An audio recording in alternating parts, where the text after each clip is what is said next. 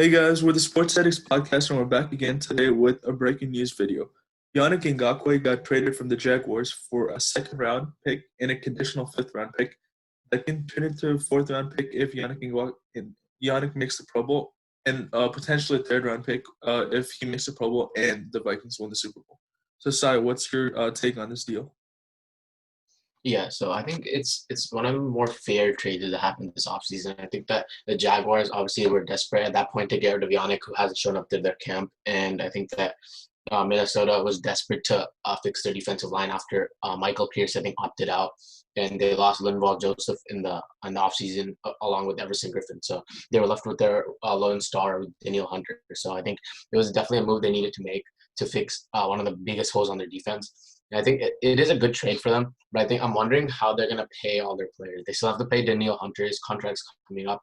They franchise tag Anthony Harris this season, so he played like the best safety in the league last season. So I'm not sure where the money's coming from for Minnesota, but I like the trade. The way the structure's fine. The amount they gave up is fine. I'm just worried that Minnesota won't be able to pay these many stars on defense.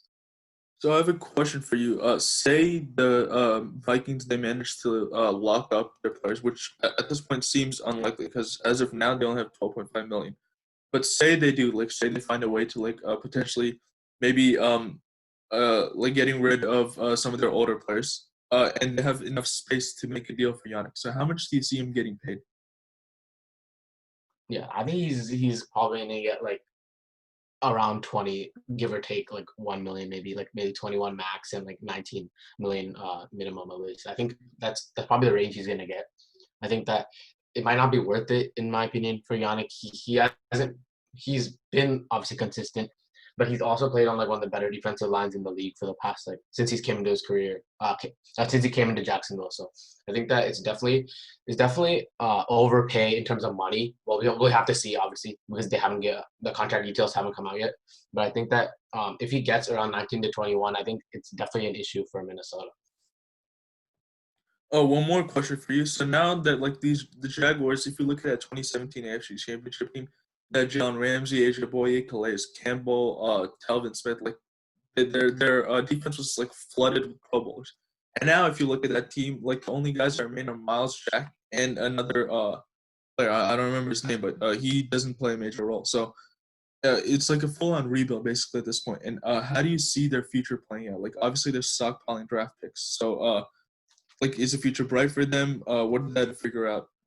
Yeah, so I think that the way they're going is definitely the right way in my opinion. I think that draft picks are definitely key in order to rebuild a team. I think that Jacksonville team just wasn't built to sustain because that obviously Blake Bortles at quarterback, he was terrible, and their defense, like you can't really win in this league with only defense. You need offense. So I think that it's definitely a must for them to trade Yannick, and I think that they have their two pieces. They have the two most important pieces on the defensive side in lavon-chaisson, who they drafted this year, along with Josh Allen, who was a bright star, superstar last year, rising superstar last year, and then obviously they drafted C.J. Henderson. So the defense is pretty terrible right now, but I think their future is bright, and I think that obviously they have tons of draft picks coming up, right? So they just have to hit on a couple of them, and as long as they get their quarterback of the future, which I don't believe is going to be Minshew mania, I think that it's definitely a bright future for Jacksonville.